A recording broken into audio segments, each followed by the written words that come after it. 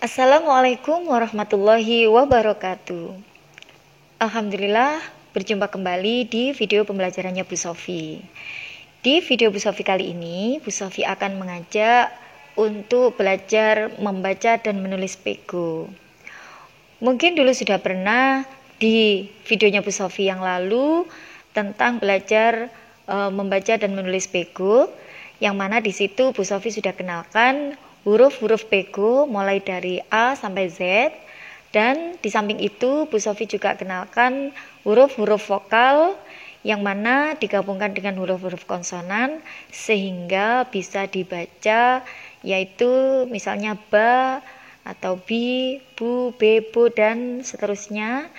Nah, untuk kali ini Bu Sofi akan menjelaskan tentang cara menulis huruf-huruf pego tersebut dengan cara bersambung. Maksudnya ditulis secara sambung. Nah, huruf-huruf pego itu seperti yang Bu Sofi sampaikan di video Bu Sofi yang lalu adalah terdiri dari huruf-huruf hijaiyah. Namun ada beberapa huruf-huruf tersebut yang berbeda dikarenakan cara membacanya di pego itu harus ada tanda tertentu yang membedakannya. Baiklah, untuk selengkapnya silakan simak video Bu Sofi sampai terakhir supaya bisa memahami cara penulisan huruf-huruf pego secara bersambung. Sebelum Bu Sofi jelaskan selengkapnya, jangan lupa like videonya Bu Sofi dan juga subscribe, serta jangan lupa isi komentarnya juga ya, supaya videonya Bu Sofi bisa lebih baik lagi. Baiklah, berikut ini akan saya jelaskan cara penulisan huruf-huruf pego secara bersambung. Untuk selengkapnya, simak penjelasan Bu Sofi berikut ini. Perlu diketahui bahwasanya untuk penulisan huruf-huruf hijaiyah atau juga huruf pego, karena huruf pego juga memakai huruf hijaiyah, ada 3 bentuk penulisannya, yaitu bentuk awal, bentuk tengah, dan juga bentuk akhir. Ada 3 cara penulisannya ya, bentuk awal, tengah, dan bentuk akhir. Baiklah, akan Bu Sofi mulai dari huruf alif. Nah, silakan diperhatikan penulisan huruf alif dari bentuk awal, seperti itu penulisannya, lalu bentuk tengah. Nah, untuk huruf alif, bentuk tengahnya tidak ada penulisan huruf bersambung. Maksudnya di situ huruf alif tidak bisa disambung ketika alifnya ada di tengah. Dan untuk penulisan huruf alif pada akhir kalimat, seperti itu penulisannya. Jadi untuk huruf alif hanya bisa disambung di depan dan di akhir. Itu maksudnya. Seperti itu penulisannya huruf alif. Dan untuk berikutnya ada huruf ba. Silakan diperhatikan penulisan huruf ba pada awal, tengah, dan akhir seperti itu tulisannya. Dilanjutkan dengan huruf ta. Huruf ta hampir sama penulisannya dengan huruf ba, bentuk awal, tengah, maupun akhir. Selanjutnya yaitu huruf tha. Nah, ini juga hampir sama dengan huruf ba dan juga ta. Penulisan di awal, tengah, dan akhir. Nah, dilanjutkan berikutnya ada huruf jim. Perlu diketahui kalau huruf jim pada penulisan huruf pego ada 2 macam. Huruf jim yang pertama itu titik 1, itu adalah dibaca huruf J kalau alfabet. Ya, sedangkan yang kedua penulisan huruf jim itu titiknya 3, yaitu dibaca sebagai huruf C. Nah, ada 2. Namun untuk penulisannya seperti yang ada di tulisan di samping saya, itu penulisan huruf jim dan huruf jim yang titik 3. Di dalam pego, jim yang titik 3 itu disebut co. Nah, kalau jim itu untuk huruf J tetap namanya huruf jim, tapi yang C titik 3 disebut huruf co. Untuk berikutnya ada huruf H. Huruf H bisa ditulis sama dengan huruf jim penulisannya, baik itu bentuk awal, bentuk tengah, dan juga akhir. Dan dilanjutkan dengan huruf kho yang penulisannya juga sama, baik itu bentuk awal dan bentuk tengah serta bentuk akhir, sama dengan huruf jim dan huruf H. Berikutnya ada huruf dal. Nah, huruf dal di awal, di tengah, dan di akhir. Silakan perhatikan, kalau huruf dal hanya bisa di depan atau di awal dan juga di akhir.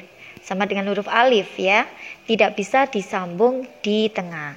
Jadi ada beberapa huruf memang yang tidak bisa disambung di tengah, hanya bisa di awal dan di akhir saja. Namun untuk huruf dal yang di depan itu tetap dipisah, tidak bisa disambung. Yang hanya bisa disambung adalah yang akhir.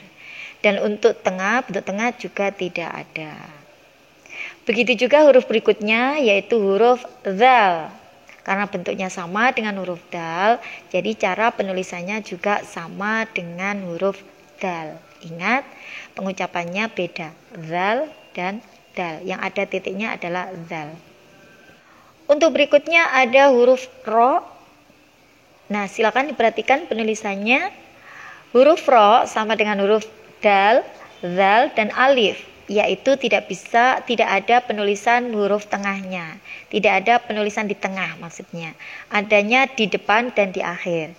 Yang mana huruf ro juga tidak bisa disambung di depan, hanya bisa disambung di belakang.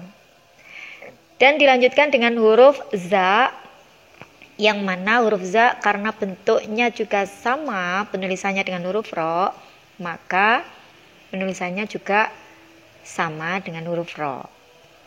Untuk berikutnya ada huruf shin. Shin yang titik 3 ya. Seperti yang kalian lihat, seperti itu penulisannya. Dan dilanjutkan juga dengan huruf sin. Hampir sama penulisannya dengan huruf shin, bagaimana bentuk awal, tengah, dan akhirnya. Dan dilanjutkan dengan huruf shod. Ada juga huruf dhad untuk berikutnya, yang mana huruf shod dan huruf dhad itu sama penulisannya, baik bentuk awal, bentuk tengah, dan bentuk akhir. Untuk berikutnya ada huruf to. Nah, huruf to silakan perhatikan penulisannya, baik bentuk awal dan bentuk tengah maupun akhir. Dilanjutkan juga dengan huruf dha, yang mana huruf dha itu penulisannya sama dengan to. Dan berikutnya ada huruf ain. Huruf ain sama dengan huruf berikutnya yaitu huruf ghain, baik itu bentuk awal, tengah, dan akhirnya. Nah, untuk huruf ain dan ghain ini, karena huruf ghain ada titik satunya, ada titiknya di atas yaitu 1. Nah, huruf ghain ini ada 2 macam fungsinya untuk penulisan dalam pego, yaitu yang mungkin masih ingat ng atau ngo ya, eng. Nah, untuk huruf ghain kita gunakan sebagai huruf eng atau ng, tapi titiknya ada 3 ya. Sedangkan untuk yang titik 1 tetap berfungsi sebagai huruf ghain. Seperti misalnya penulisan ghaib, nah itu tetap pakai penulisan huruf ghain. Jadi kalau misalkan pakai tulisan alfabet ghaib itu GHOIB. Nah, kalau pakai huruf hijaiyah pego itu pakai huruf ghain. Tapi kalau kita pakai dengan, karena huruf eng, jadi ghainnya itu memakai dikasih titik 3 dengan.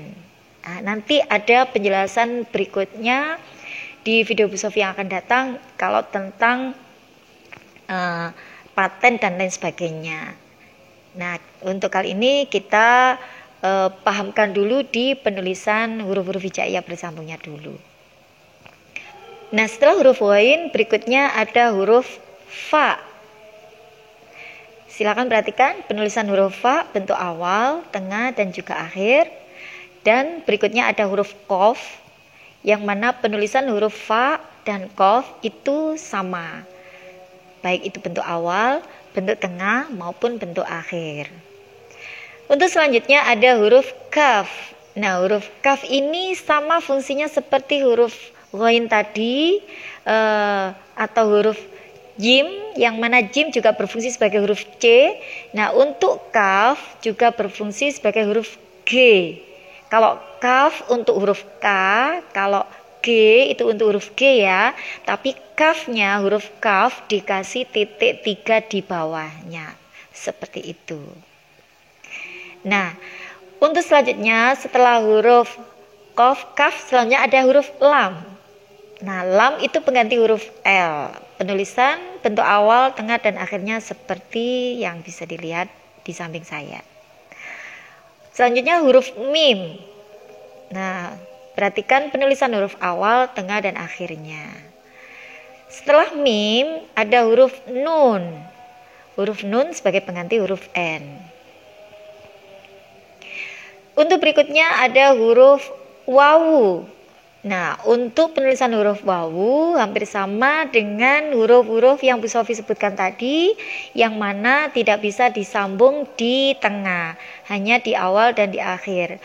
Namun untuk di awal, huruf wawu tidak disambung, sama dengan huruf dal, zal, ro, dan za, serta huruf alif. Hanya bisa disambung di akhir saja.